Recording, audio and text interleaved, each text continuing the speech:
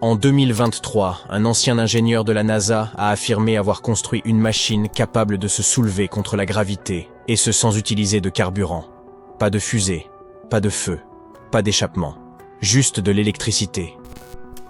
Si cela est vrai, les lois les plus sacrées de la physique et tout ce que nous savons sur le voyage spatial s'en trouveraient à bouleverser. Alors, s'agit-il d'un canular de plus ou d'une porte vers l'avenir ?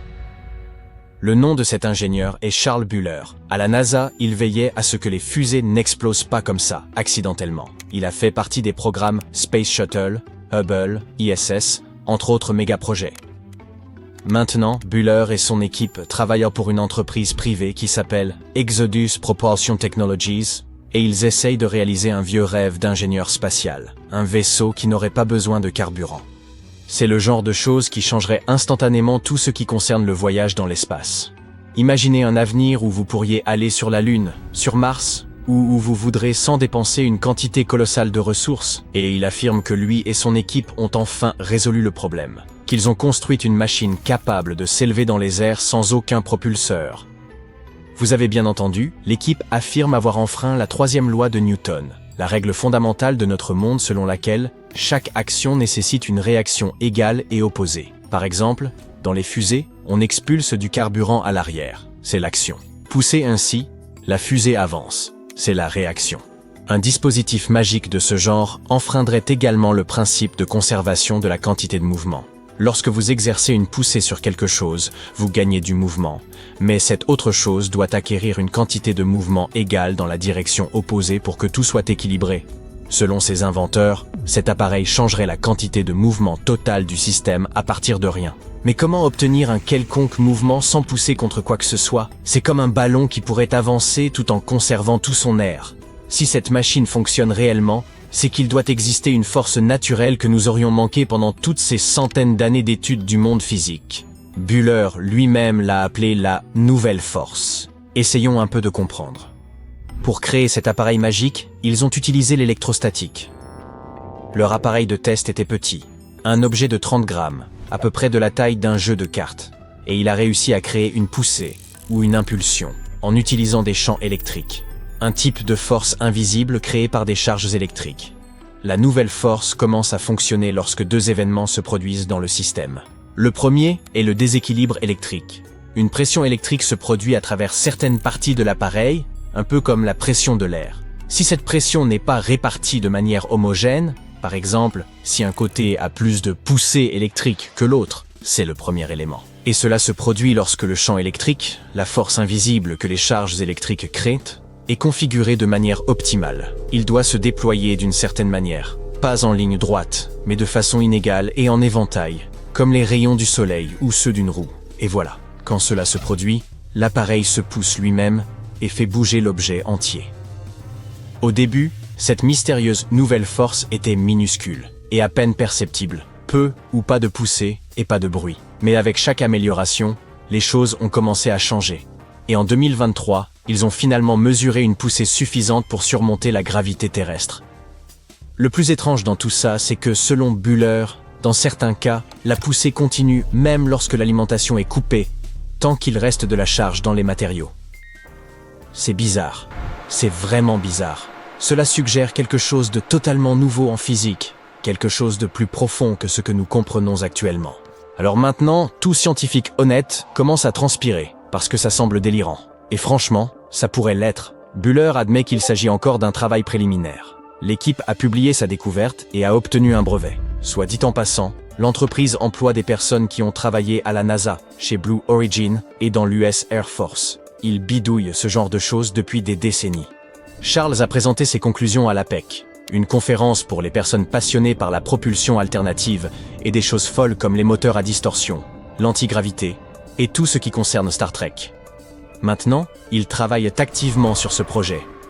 Bien sûr, le sujet est encore très controversé et de nombreux scientifiques restent sceptiques. Il pourrait y avoir une erreur que personne n'a encore détectée. Ainsi, ils veulent tester la machine dans l'espace. Si elle fonctionne là-haut aussi, cela pourrait changer le voyage spatial à jamais.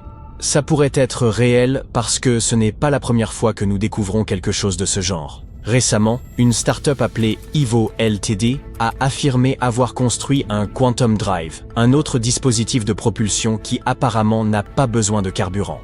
Ses créateurs ont dit qu'ils exploitaient une théorie étrange et controversée de la physique appelée inertie quantifiée. Elle a été élaborée par un physicien britannique du nom de Mike McCulloch. En gros, il a affirmé que l'inertie, cette propriété qui pousse les objets à résister à l'accélération, n'est pas une règle fondamentale de la nature, mais un effet causé par un rayonnement quantique étrange à la limite de l'univers observable. En termes simples, si cette théorie est correcte, alors dans les bonnes conditions, vous pourriez être capable de générer une poussée sans rien projeter vers l'arrière. Plus besoin de carburant, juste de l'électricité et une installation suffisamment ingénieuse. De nombreux scientifiques n'y croient pas, mais qui sait, peut-être que c'est pour cela que ces nouvelles inventions pourraient réellement fonctionner. Quoi qu'il en soit, au départ, l'entreprise Evo a été fondée par une petite équipe de techniciens qui souhaitaient découvrir l'énergie sans fil. Leur première grande idée s'appelait CBAT, transmission aérienne à base capacitive. En gros, une manière sophistiquée de transmettre de l'électricité sans fil, par le biais de l'air, mais quelque part, en cours de route, ils ont changé de direction. Ils ont commencé à se demander, si nous pouvons faire passer de l'électricité dans l'air de cette manière, pouvons-nous également déplacer des objets? Pouvons-nous repenser l'inertie elle-même? Ainsi, en 2021, ils ont commencé à travailler sur un dispositif de propulsion basé sur cette théorie de l'inertie quantifiée. Ils ont construit leur propulseur Quantum Drive autour de cette idée. C'était un système électrique autonome. Pas de réservoir de carburant, pas de combustion. Juste une boîte prête à l'emploi qui fait bouger les engins spatiaux. Selon eux, c'est léger, empilable, et ça peut être fixé à un satellite comme un grille-pain. Et ça ne pèse que quelques centaines de grammes, bien plus léger qu'un propulseur traditionnel. En 2023, ils l'ont testé. Pas dans le garage de quelqu'un, mais dans une véritable chambre à vide, simulant les conditions de l'espace. L'équipe a déclaré avoir écarté toutes les forces connues qui pourraient se fausser les résultats. Et ils ont réussi à générer une poussée. Pas beaucoup, mais de manière cohérente et mesurable. Puis est venu le grand moment. Evo et une entreprise partenaire, Rogue Space Systems, ont lancé le Quantum Drive dans l'espace. Et maintenant, ils attendent les résultats des tests. Beaucoup de physiciens pensent que tout cela n'est que baliverne. Certains d'entre eux ont fait remarquer que ça ne pouvait pas marcher, car il s'agirait alors d'une machine à mouvement perpétuel. En gros, si un appareil comme celui-ci fonctionnait réellement, on pourrait l'utiliser pour produire de l'énergie de manière infinie, ce qui enfreint la première loi de la thermodynamique. Mais selon Evo, ce n'est pas ça qu'ils font. Ils disent que l'inertie quantifiée fonctionne bien selon les lois de Newton, juste un peu différemment. Quoi qu'il en soit, tout cela doit être vérifié 2 fois. Les sceptiques ont tout à fait raison, car beaucoup de personnes ont de mauvais souvenirs. En 2001, un ingénieur britannique nommé Roger Shawyer a présenté l'M-Drive. C'était un appareil étrange en forme de cône qui, supposément, créait une poussée sans rien éjecter à l'arrière. Les gens étaient super enthousiastes. La NASA l'a même testé avec leur équipe d'EagleWorks. Et en 2016, ils ont affirmé avoir détecté de minuscules quantités de poussées provenant de l'M-Drive. Les médias ont parlé de révolution. Les gens et les scientifiques n'en croyaient pas leurs oreilles. Mais plus tard, des études plus poussées, y compris une étude provenant d'une université allemande qui a vraiment bossé sur le sujet, ont découvert la triste réalité. Il ne s'agissait que d'une erreur expérimentale. En 2021, le verdict est tombé. Le moteur M-Drive ne fonctionnait pas. Ce n'était que du bruit expérimental, des données mal comprises, un autre rêve qui partait en fumée. De nombreuses inventions, sans propulseur, se sont heurtées à un énorme mur tenace, les lois de la physique. Il est donc trop tôt pour dire si ces startups réussiront à changer le monde à jamais. Mais si cela s'avérait réel, ce ne serait pas simplement un nouveau moteur, ce serait une toute nouvelle ère.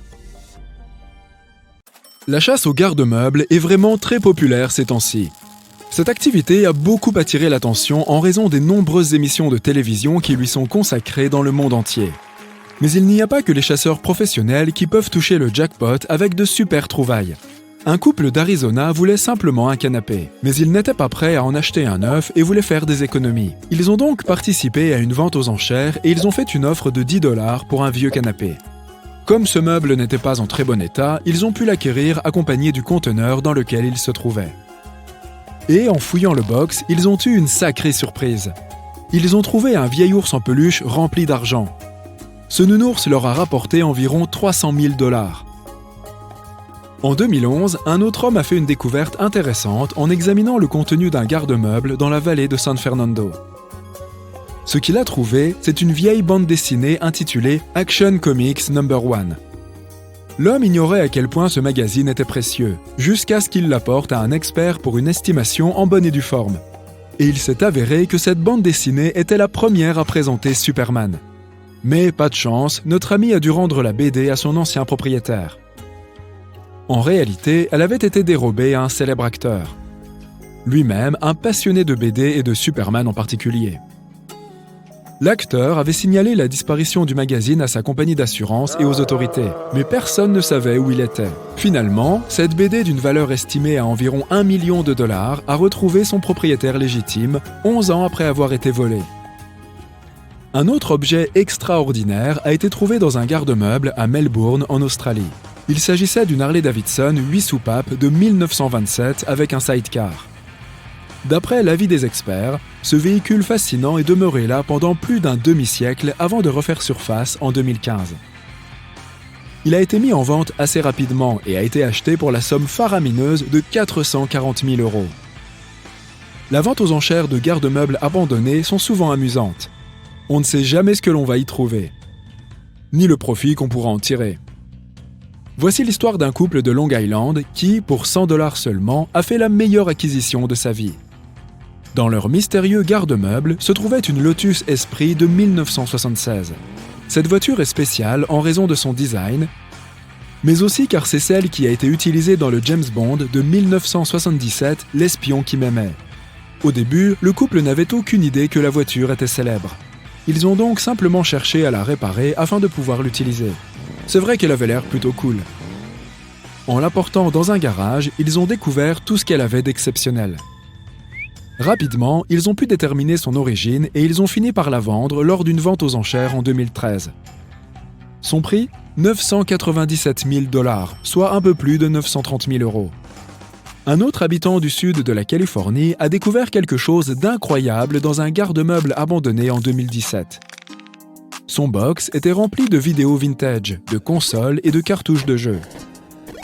Grâce à l'estimation d'un expert, il a appris que tout cela valait plus de 45 000 €. En 2010, un autre chanceux a payé 250 € pour un local rempli de ce qui semblait n'être que de simples meubles. Mais après avoir examiné le box de plus près, il a découvert un objet qui valait en réalité une fortune. Un piano Marshall & Wendell de 1928. Après une estimation auprès d'un spécialiste, il a appris que sa trouvaille valait entre 9 000 et 11 000 €. De la technologie spatiale dans un garde-meuble oublié ? Ce box a été vendu aux enchères en Floride. Après l'avoir inspecté, son propriétaire s'est rendu compte qu'il contenait une fusée de la NASA et un appareil de compte à rebours. Apparemment, ces objets avaient été placés là après l'abandon du programme qui devait les utiliser. Cette découverte a fait le tour du monde et on en a parlé à la télévision. Les fans de chanteurs célèbres trouvent parfois leur bonheur dans des garde-meubles oubliés. Voici l'histoire d'un box contenant les effets personnels d'Aretha Franklin. La plupart de ses affaires avaient été transportées là après un incident chez elle. Elle avait fini par abandonner ces objets. Plus tard, elle a même admis les avoir oubliés. Lors de la vente aux enchères, des sacs, des vêtements et même des reçus à son nom ont été présentés au public. Et dans un box appartenant au père de Michael Jackson se trouvaient plus de 250 enregistrements inédits du roi de la pop. Au moment de l'écriture et de la production de ses chansons, Jackson se trouvait entre deux contrats. Du coup, techniquement, personne n'en avait la propriété légale. De plus, le box contenait un grand nombre de photos du célèbre chanteur ainsi que des objets personnels appartenant à sa famille. Certains de ces objets ont été vendus aux enchères, tandis que d'autres ont été rachetés par ses parents, à grands frais. Cela prouve bien que si tu oublies de payer la location de ton garde-meuble, cela peut finir par entraîner de grosses pertes, surtout si tu es très célèbre. Toutes les choses que l'on a pu trouver dans des garde-meubles n'étaient pas inanimées, aussi bizarre que cela puisse paraître. Un homme est ainsi tombé nez à nez avec un chat lorsqu'il a visité son box pour la première fois. Inexplicablement, l'animal était là à chaque fois qu'il s'y rendait. Alors, il a fini par le ramener chez lui. Si on lui avait dit ce qu'il découvrirait dans son garde-meuble, il ne l'aurait pas cru. D'autres histoires de garde-meubles sont moins heureuses. Comme celle de cet homme qui, en 2011, pensait toucher le jackpot assez facilement s'il parvenait à voler quelques objets de valeur dans un box abandonné. Mais tandis qu'il remplissait ses sacs, un agent de sécurité a vu que la porte du box en question était ouverte. Comme il n'a entendu aucun bruit venant de l'intérieur, il a simplement décidé de verrouiller sa porte. Il pensait que le propriétaire l'avait laissée ouverte par erreur. Et le voleur est resté coincé à l'intérieur et a finalement été arrêté par la police après avoir tenté de s'échapper. Placer des objets dans un garde-meuble est souvent une bonne idée lorsqu'on a besoin d'espace chez soi, mais qu'on ne veut pas encore s'en débarrasser. Cependant, tu dois savoir qu'il y a quelques règles à respecter, car il n'est pas toujours légal, ni sans danger, de garder certaines choses dans ce genre de local. Les véhicules, par exemple. Aux États-Unis, la plupart des garde-meubles ne les acceptent que quand ils sont immatriculés, assurés et en état de marche.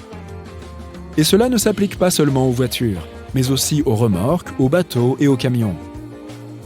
Tu dois donc être en possession de toutes sortes de justificatifs avant de pouvoir entreposer ton véhicule. Pour des raisons évidentes, les articles périssables sont à proscrire. Cela inclut les aliments qui doivent être réfrigérés, ceux qui ne sont pas conservés dans des récipients hermétiques, et même les aliments secs pour animaux de compagnie.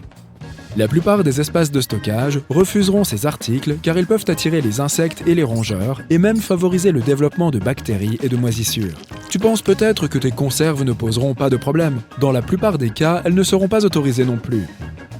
Parce qu'il est impossible de contrôler la température à l'intérieur d'un garde-meuble standard et que certaines boîtes de conserve peuvent éclater quand il fait très chaud. Les plantes ne sont pas non plus autorisées dans ces locaux.